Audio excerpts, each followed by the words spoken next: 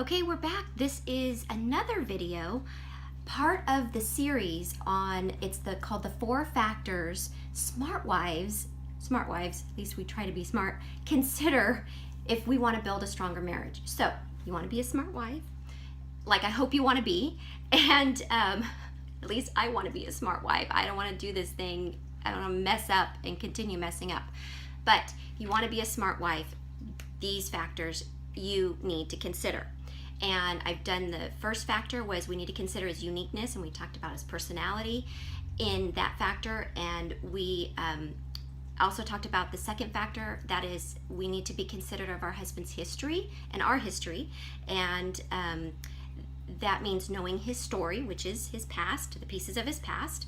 And then the third factor is we need to be considerate of our husband's humanness. Eek. This is a tough one. We want grace, we want forgiveness, but sometimes it's hard to put the shoe on the other foot and offer grace and offer forgiveness. So we're going to talk about this today. Forgiveness is such a touchy subject because a lot of us get it mixed up. We get the word trust and the word forgiveness mixed up. We want to make sure we know the difference between the two. So I'm going to kind of help you clear the muddy waters with this touchy subject, because a lot of us have been hurt deeply, and we have a hard time forgiving when in reality forgiveness is really not an option. Well, it's an option, but it's a command. God has told us we must forgive, but it's trust that we're having trouble with. So we need to forgive because we've been forgiven, but trust is then re-earned. So we don't walk into a harmful situation immediately after the incident has happened and just kind of go back to living the way things were. And so I'm going to kind of unpack that a little bit today. So I'm glad you're watching this video. My name is Christy Marcotte, which I forgot to say in the beginning, but hey, you probably know that by now. And if you want to get some notes on this, my website is straighttalkforwives.com. You can go there, the show notes are there, excuse me, and you can get more information. You can go back and listen to the other podcasts or watch the other videos on this same subject. If you haven't seen them and this is your first one, that's fine. And this is kind of a standalone one, so you can listen to this and then go back and get the other messages in this series. And then I have a series that I'm going to be doing in the future on communication, and so you definitely want to tune in for that. So subscribe to my YouTube video, my YouTube channel, and then also subscribe to my iTunes podcast called Straight Talk for Wives podcast. So go figure. Anyway, so what's amazing about this topic is this is an area that marriages really start to crumble, and this can make or break a marriage when you have unforgiveness and there's just stuff there that's holding you back from moving forward, past mistakes. This is an area that can absolutely completely crumble your marriage, and I don't want it to do that. So bear with me. We're going to go over this information today, and hopefully you'll glean something from it and you'll take something away, and it'll help your marriage. It'll help you get past if you're really struggling with this issue of forgiveness. So if I want a strong marriage, I need to be considerate of my husband's humanness, and that means I need to forgive his mistakes. And that's really the basis for this third factor of just being considerate of his humanness. How do we do that? We forgive his mistakes. We absolutely do. It says in Colossians 3:13, in the New Testament, it says, "You must make allowances for each other's faults and forgive the person who offends you. Remember, the Lord forgave you, so you must forgive others." So it's not you should, it's you must forgive others. So I'm going to ask you some questions, and then I want you to think in your head, are they true or are they false? I'm going to give you some statements. Are they true or are they false? Just think. Forgiveness is not conditional. Forgiveness is, let me back up for a quick sec. Here's the statements. A person should not be forgiven until he asks for it. A person should not be forgiven until he asks for it. That's a statement. Another statement. You haven't really forgiven until you've forgotten the offense. How about this one? Forgiving includes minimizing the offense and the pain caused. Think about that. The next one. Forgiveness includes restoring trust and reuniting a relationship. Think about that. Is that true or false? Well, I'll tell you, all of these are false. They're all false statements, which could be surprising to you because we learn forgiveness is not conditional. Forgiveness is definitely not conditional. So we don't wait for somebody to ask for forgiveness. We forgive because God has forgiven us. And he told us in Colossians 3, verse 13, we must forgive because he's first forgiven us. Also, forgiveness is not downplaying the offense or minimizing it in any way, shape, or form. And I don't want you to ever think that's my way of explaining forgiveness is to downplay it. It is, you do not minimize it. Some things that have happened to you have been very traumatic, and I am very sorry from the bottom of my heart. And I never would want you to think that I would be minimizing it or anyone would minimize a hurt that you've experienced. But I want you to know for sure that forgiveness is not downplaying it or minimizing it in any way. Forgiveness is also not resuming a relationship the way it was. Just because you forgive someone does not mean you automatically go back and you're in that relationship. There may be situations where you need to be physically separated, or you need to be, the relationship needs to be changed before it can be restored. So forgiveness doesn't mean you go right back into that relationship at all. It's a big difference. Trust has to be rebuilt. You forgive, but then the trust has to be rebuilt. That can take a very long time, a very long time. Forgiveness is not forgetting what happened. It's just not. I mean, we can't forget certain things. We just can't. But what's amazing is God can take those pieces, those broken pieces in us from whatever it was, whatever that past event was, and he can make something really amazing out of it. A lot of the dumb stuff I've done in my past, like cheating on my husband when we were dating, before we got married, when we were dating, really dumb things I have done. And God has used that because when I talk to women who've been in an experience where their husband may have cheated on them, I can say, I've been there. I've been there. I have been that person. I've been the cheater, okay? And I've changed. And my husband trusts me now. It took a long time to rebuild that trust after we got married. Even though it happened before we got married, it doesn't matter. I still betrayed him, and it hurt just as much as if we had been married, and I treated it the same. And so I want you to know that forgiveness is not forgetting it. It's not, but God can use it for good, like he's done in my situation. And so what is forgiveness then? What is forgiveness? We know what it's not now. So what is forgiveness? Well, there's a few things. Forgiveness is choosing to relinquish my right to get even and giving it over to God. Okay, so it's choosing to relinquish my right to get even with that person and giving it over to God. It says in Romans 12:19 in the Living Bible paraphrase, it says, "Never avenge yourselves, leave that to God, for he has said he will repay those who deserve it." So that's not your job to get even and retaliate. You give up that right. That is part of forgiveness, is you just giving up that right to get even with that person. All right. What else do we do in forgiveness? What do we choose?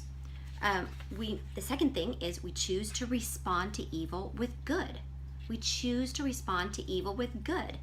And that means that it's kind of like the first thing. We're not going to get even, and we're going to respond to the situation with good, and we're going to still continue to do good to that person. We're not going to repeat or do the thing back to them that they did to us. So because remember, we're relinquishing our right to get even. And so we're going to respond to it with good. And sometimes good is hard. Sometimes good means we need to take a break in the relationship. You need to remove yourself from the situation so it doesn't repeat, okay? That could be good. It might seem bad to the other person, but it might be a situation where you have to remove yourself physically from that relationship. And that's something that you would not do without the close counseling of a, professional psychologist or a person at your church, your pastor or an elder at your church. Always, always, always, I encourage wives, never do anything drastic after a major crisis in your marriage before speaking with a person that you deeply trust at your church, or connecting with a psychologist or family marriage counselor, because your emotions are going to get the best of you and you're probably going to make a bad decision. So be really cautious about that. I just want to be real clear.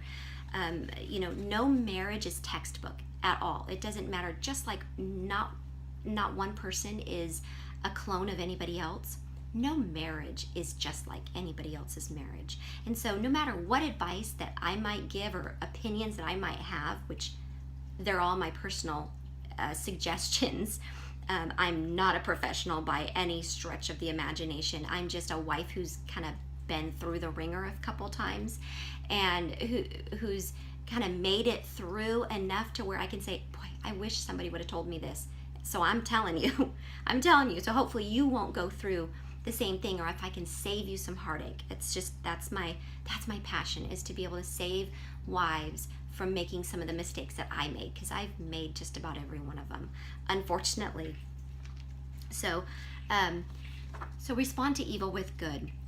It says in Luke 6:27 and 28, it says, do good to those who hate you, bless those who curse you, and pray for those who mistreat you.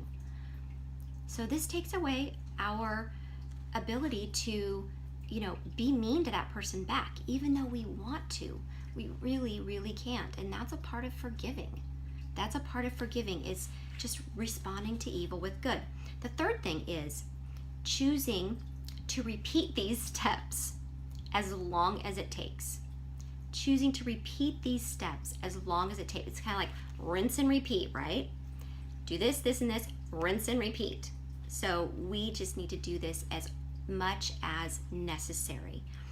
Every mistake that I make, I hope my husband will be able to forgive me, okay? And we can move forward. Every mistake that he makes, I need to forgive him. And so you're going to have to do this until the day you die. I hate to tell you, you're not going to become perfect here on this side of heaven. Only when we get to heaven and we see God face to face that we are going to become perfect. So as long as we are living, we are going to be making mistakes. I hate to tell you, but that's a part of being human.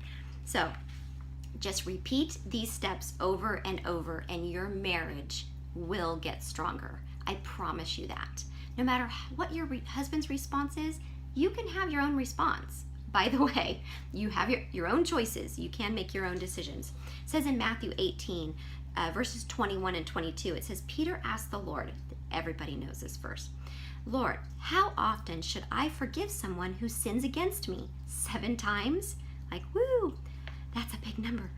No, Jesus replied, 70 times 7.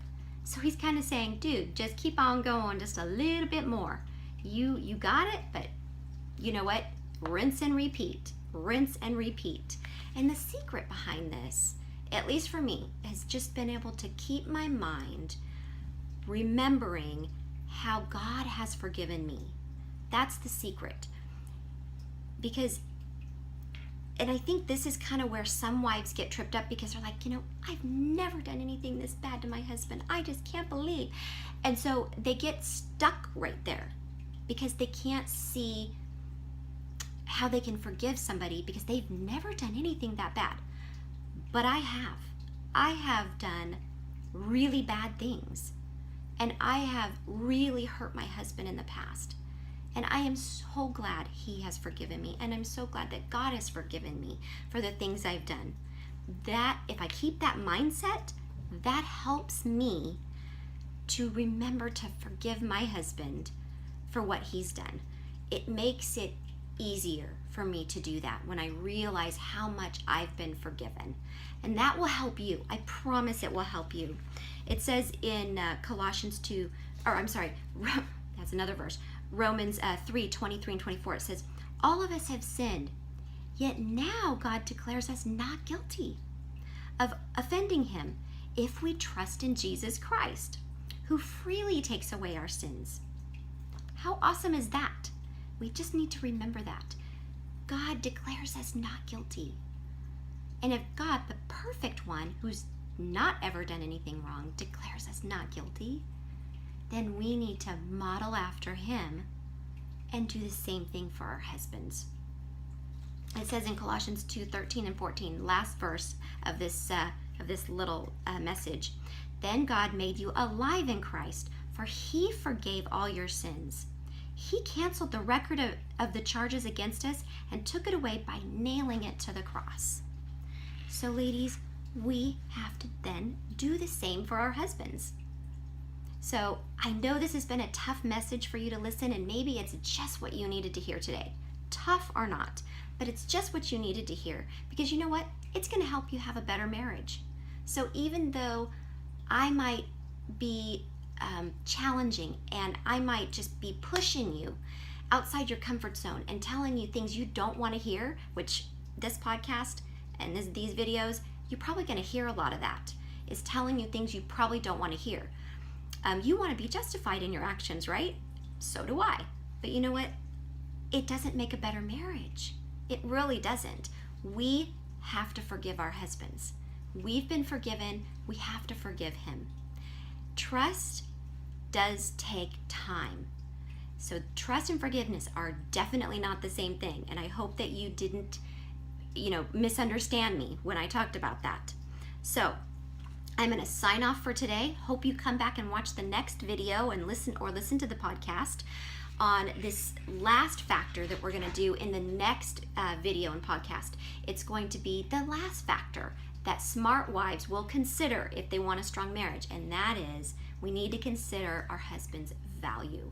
We need to consider that he is valuable. And when we focus on the value that he has, that God has placed on him, we will immensely strengthen our marriage. You will be shocked at the turning point that this can make in your marriage. Just getting this concept of value. And how do we value? We value by honoring him. So I'll see you in the next video or podcast if you're listening. And remember, go to my website, straighttalkforwives.com. You can get on my list to find out when these videos are coming out or podcasts are getting published. And definitely subscribe to my YouTube channel, and also subscribe to my iTunes podcast, because that way you'll know instantly. It'll be downloaded on your phone. You'll know exactly when a new podcast comes out. All right, see you next time.